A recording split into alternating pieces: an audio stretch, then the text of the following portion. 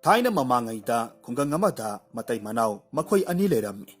Makhoi ani si luhonglaba matung sahi anirom sujilaklammi. Matai manau ani du lawu singu tauraga mana masing thaduna sa san loijaraga yamna ingna sikna panjaba imungni. Khungang dusu mi yamna tadabana maram oiraga yum amaga lapna yumdon pok oina lainarammi. Matai manau ani dogi ahanba phangjagadawriba nawa angangdu Thasing sujilakle. Ngasi hayeng khut thektuna makhoi anigi taibang phaurakadaba masadu khaurangna ngairingai matamni. Nongma nupadu makhoigi ingkholgi akoibada khariba sambaldu tekthare. Ingkholdu da hauriba mana masing singdusu sa sansingna sare haiduna. Semjinabagidamak paya siraga leiringai magi nupidu makutta ising thaknanaba pairaga thoraklammi. Aduga magi nupada ising thaknabadu piraga hairammi. Ising haibado sida leire. Kadai. Ngasise isasi nahan makhaiga iman manade. Isase yamna lumme. Ihe kayam kanna ngamjibanone. Aibu khul thangnabada leiba mayok nabi imadubu kaurubana phagadoribra. Asumna hainarega leiringai nupidusu masangamdaba henjilakpadagi magi nupibu ngaihak leiramnaba hairammi. Aduga khun thangnabada leiriba mayok nabi imadu kauba chatkre. Ngaihakki matungdadi mayok nabi imadu puraga mayumda halakki. Matungda mayok nabi ima aduna kanna honabibadagi matai manau anidugi nungsiraba masanupi amakhak phangjarammi. Adubu laibak thibadi nupidudi angang unaba matamduda piklibi masanupi adubu hundoklamlaga Homlang irik ama phauba ilamba tawdana taibang pan thadok chatkre. Nupa adusu mangumlaba matawduda piklibi masanupidu chetna kolaga kapsai. Matam khara haukre nupidugi mathau mangam pumnamak loikre. Nupa adu magi nupi kainabagi masaklakta piklibi masanupi adubusu yoktaba senadaba yadabana maram oiraga awaba pumnamak tungoinaramlaga masanupidu yoknanaba honajai. Nupa aduna magi masanupi adubu magi nupigi nungsi kudolni. Masanupibu yengjaba ujaba khuding magi nupibu ningsingnabani haiduna nungsina ningsing haina kaujarammi. Su nomlaga imung pujaba ningsingi mapadu sel tandaba imung koidaba yaraktre. Marak asida piklibi masanupigi awat appa ningai mitkup khuding senadaba yaraktre. Masina maram oiraga ningsingi mapadu awaba oirammi. Mayamsina maram oiraga ningsingi imungda nupi amagi mathau yamna saungna darkar oirammi. Ningsingna tha amarom hairakpa matamda ningsingi mapadu nupi atonbi amakhak mayumduda ningsingi mama oinanaba pusilaklammi. Asumna numit asidagidi ningsingi imung manungdu awat apa leitaba haibadu oirakki. Ningsingi mapa lawu singu tawraga sel talammi. Mama atonbina ningsingbu nawuk nakon tawraga nunga yaipana palammi. Matamna asum hawkibana ningsing sahi ahumlom hairakle. Matamasida mama tonbi adugisu masanupi amakhak poklammi. Hainabalay miyoi kharadi yokbabu oiro nupi ahangi masabu oiro lonabi masabu oiro pana nungsina luna tawramba taragasu magi mamitta asengba masa uraklaba kandadi mana hek poksaba masa aduna hena lummi hena nungsi hainaido. Adubu masi mipum khudingmakki natte. Kanagumba kharadi adum haraw nungsina layminabasu mayauri. Adubu ningsingi laibaktana kari tamli. Ningsingi mamatondu mana hek poksabi masanupi ama phangjakhibadagidi ningsingbu irai laithokpa thawa sadabagi matau ulaklammi. Piklibi angangduda ngamni ngamoi khangdaba makhai pakon pangsi siba thabak tawhanba haurakhi. Pumnamaksi ningsingi mapati nong nganbadagi numit taba phauba lauphamda thabak suraga leibana karimata hek khanglamde. Hanagi matawgum magi nupi atonbina masanupibu nungsina luna sana tawbiri khalammi. Nupi atonbidusu magi nupagi mamangdadi hanagumna luna adumak toksinnarammi. Piklibi ningsingdi pumnamak karisu khangde. Mamana aduk saubagi ngang saklibani haina adumak khalli. Mapa leiba matamda luna tawbiba matamdadi mamadu sauba phare khalammi. Matau asumna matam khara haukhre ningsingna sahi mangarom hairakpa mamatongi masanupi aduna sahi anirom hairakpa matamni nongma ningsinggi mapadu laufamda thabak suraga leiringai mahu chelaba lin amakhakna sikpadagi taibang thadokkhre piklibi ningsing magini haibada taibang pan asida kanasu leitre mapa hek sikraba matungdagi di mamatongi tamthiraba saktamdu nongma nongmagi mayek sengba hengalaklammi mama mapa sikhiba aduna ningsingbu mamatongi maphamda polum amakhak thangatlamlabani haiduna mitkup khuding chai thanglammi leikidraba layoikraba mama mapa anibu singthok tuna ngangba haurakhi imungi thabak inkhang pumnamak piklibi ningsingna loisil haurammi mamaton aduna imung puribani sel talibani haiduna nong nganbadagi make syamlaga chatkhi mana hanjilingba matamda hanjilaklammi asumna asum haukibana ningsing laisabi pungkak phare ayuk anganba matamni ningsing khuldu phauna seliba turel adudagi imungi sijinanabagi damak ising soklubani matamasida mamatondu yahauraklammi mangolduda leplaga ningsing ubada sauna hairammi hey haujikpu ising soklubata ngairibra ngasai makai kari tawlaige phirol amotpa mayam kolik mayam si kanana chamdoribage phengdoribage aduk tanba mi oiroi he imaton ai nangnaba honajage hey nasin ama palidana khumdogita honadana leine hey namana pasabi namadusu nang pokpada sibani haibadaine kizaina he aibusu chathoke hairakadauba maline tanja aduda mama atonbigi masanupidu hakam wawa chalaga mangol aduda thoraklammi mama tondu masanupi thorakpa ubaduda masanupida onsilaga hairammi haima isabu yahaurabro ngasidi nganta hagotlibasi kari tawre isabu nasangamdabro hoi ima ai sak amna lame kai no sanaba khita piyuba ha isa sak lame haiba asumna hairaga ningsingda amuk onsilli hairammi hey isana sak lame hairaga masigi hingsabisina sak thongbadi laredana thabak phauba amata tawdrine asumna hairaga mama tondu ningsinggi manakta sangchilaklammi makhut aduna ningsinggi makokta illaga amuk hairakhi hai nang sak thonguge haibra natragana aingonda yenglaga adum leige haibra ningsing mama tongi matawduda pakatna khommi hoi imaton ai sak thonglurage asumna hairaga mana purakliba isingdu thamba chatkhre tanja aduda manawnupi aduna mamada hairammi ima ai ngasidi nga thongba chaningi nga thongsiko mamadu masanupigi waduda nokphet tawna khummi sagani isana saningbabu karigi saroidoribano asumna haiduna sing thamba changkhriba ningsingda onsillaga laurammi hai tabra isase nga thongba chaningi hairise tabra chatlu turelda prap chatlu nga ama pharuso aduga thongadabani thuro panthaba tawranu chatlu asumna ningsing turelda in puraga nga phaba chatkhi turel hek yobagadi turel aduda mafam saba yenglaga indu nga phanabagi damak thaurang tawrammi indu ngaihak tharaba matungda hanjin chingkhatlaga yengbadadi nga di phaba kauba leitre matamdi asum haujilaklammi nga di ama phauba lakpa kauba leite ningsing mathwaiwana mapana magi maphamda sinaramba mamana siramba khudob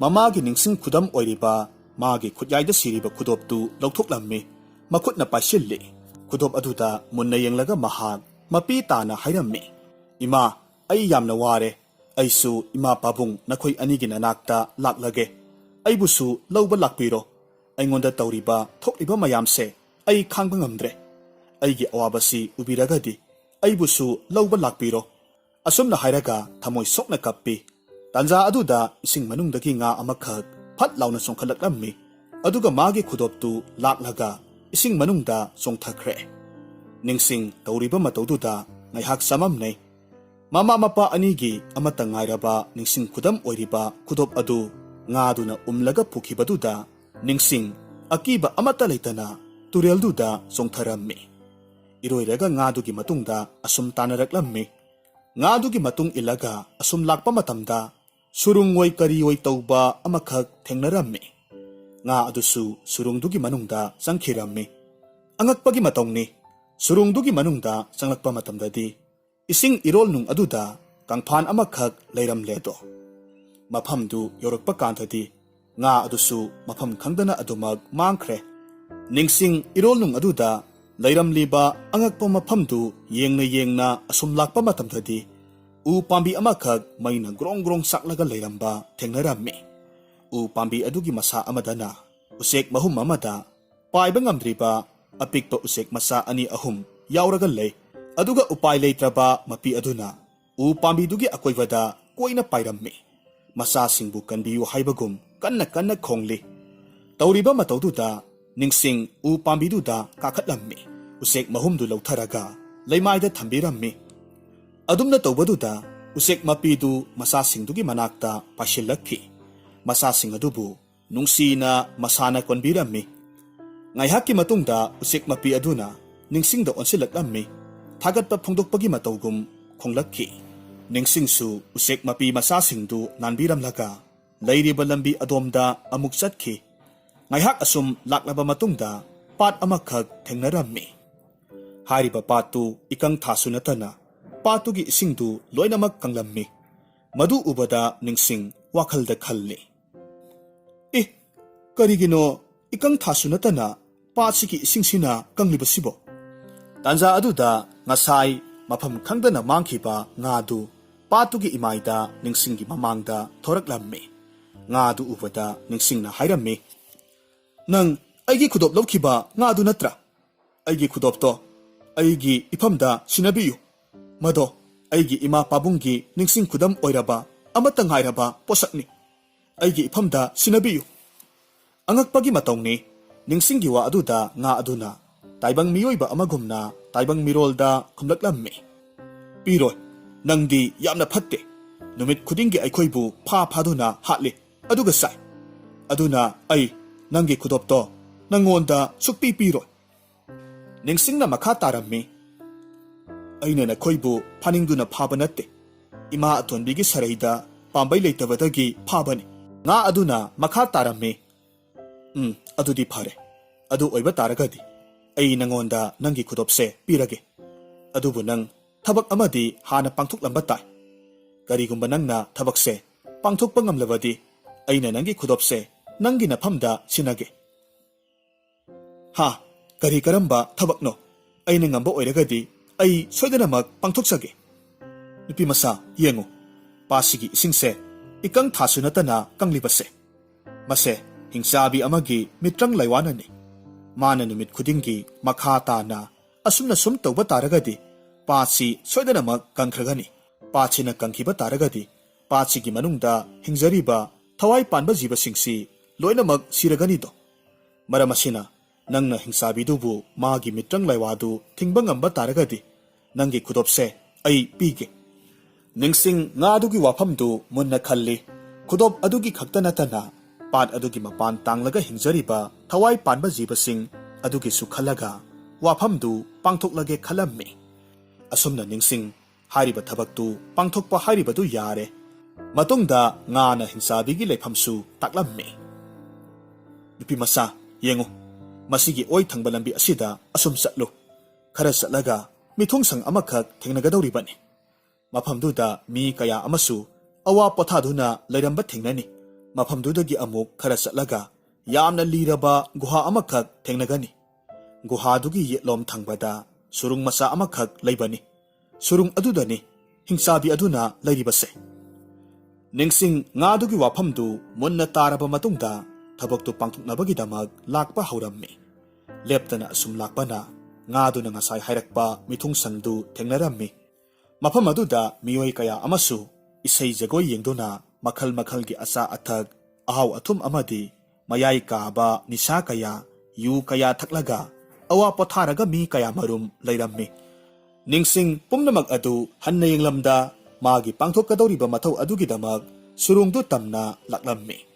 Ngaihakki matungda guha amanba amagi nakanda surung masa amakhak laiba thengnare. Surungdugi manungda koyeng yenglaga asum changsilaklammi. Khara changlakaba matungdadi mahakna urammi. Masam mana yamna sangbi, amuba pizolna koktagi ton phauba setpi, nupi amakhak urammi. Mahaki makhutta thagai muk sangba sai amasu pairammi. Saidugi matonda arangba, iru luba masugi nung amasu yaurammi. Nupi du murum murum solaga lairammi.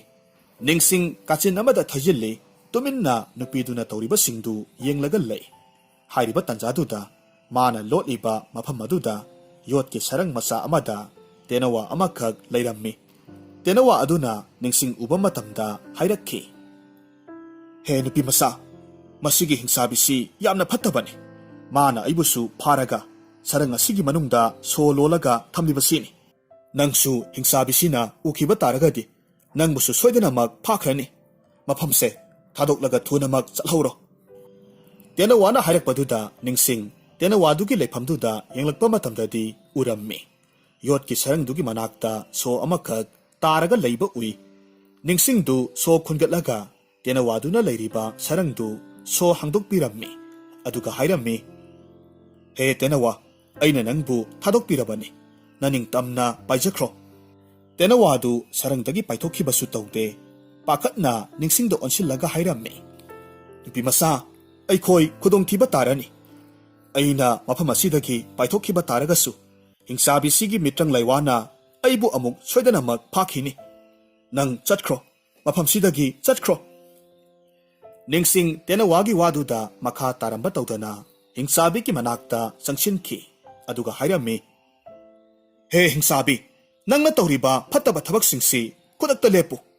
Nangna sumna leptana mitrang laiwa tawraga patugi isingdu asum kanghanba taragadi. Patugi mapan tangduna hingzariba thawai panba jiba kaya amadi kanglaga manglagani. Thawai tharagani. Maramasina nangi mitrang laiwa singse kudak asida lepu. Hingsabidu akiba phanglaba khonjel galoina na hairakki. Haha, kari haiba nupi masa. Aigumba amana tawba thabakpu karisu laitaba angang petawa nangna adumna thingba. Haha, adudi nangsu pat aduda laiba jiba ama onba tare. Asumna hairaga magi makutta pairiba sai aduna thillaga hairammi. Nga olo. Hingsabi aduna adumna hek haibagadi ningsing nga olammi laimaida pring pring songlaga lairammi. Mataw aduda hingsabi aduna karyamnaraga hairammi. Sese, isingsida ngayhak lairamu. Ay nangbu thonglaga sananaba kaithildagi mayan lairuke. Nang ngayhakti hinglam khoko. Asumna hairamlaga hingsabi adu sayna makhok sangna panba sumsit apaibi amada tonglaga chatkre. Hingsabi du hek chatkibagadi ningsingna onba nga aduna tenawa aduda onsillaga hairammi. He tenawa, nang aigi mateng amata pangbiyu. Nahakna thawna laitrabadi ngasi aikhoi animag hingsabi sigi makhutta thawai thaba tare. Tenawa adusu ningsingna onba nga dugi manakta sangsilaklammi aduga hairammi. Nupi masa, nanggi thawna uvada aisu mafamsidagi nanthokpa ngamgadabagum khalle. Hayu, ai hauzik kari taw haibano. Ningsingna khummi. Masida lairiba hingsabina pairamba arangba nungyawba chaise pubirao. Aduga aingonda mi olo haina amukta haibirao. Masidagidi tenawana saidu laurammi. Ningsingna hariba khudingmak pangthoklammi. Tenawadugi matengna hauzik ningsing mi amuk hanna ole. Tanja aduda hingsabidusu maphamduda halaklammi. Mana halakpa matamdadi ningsingna magi mitrangi saidu pairaga lairambadu ubada mahakna saungna hairakki. Hai, nangna madu pairamliba karigino aingonda pirao hairammi. Ningsing kulay thuna mitrangi saidu pairaga hingsabiduda onsilammi. Hingsabidubu sum olhalammi. Hingsabidu sum olaba adudadi pakatna ningsingda haijarakki. Ay lankre aybu amukta ngakpiyu. Ay phattaba thabak amuk hanna tawraroy. Aybu mi amuk hanna ontok hanbiyu haijarakki. Ningsingna khummi. Nahan yamna phattaba mini. Nangna thawai panba jiba kayabu mang takhanaba hone.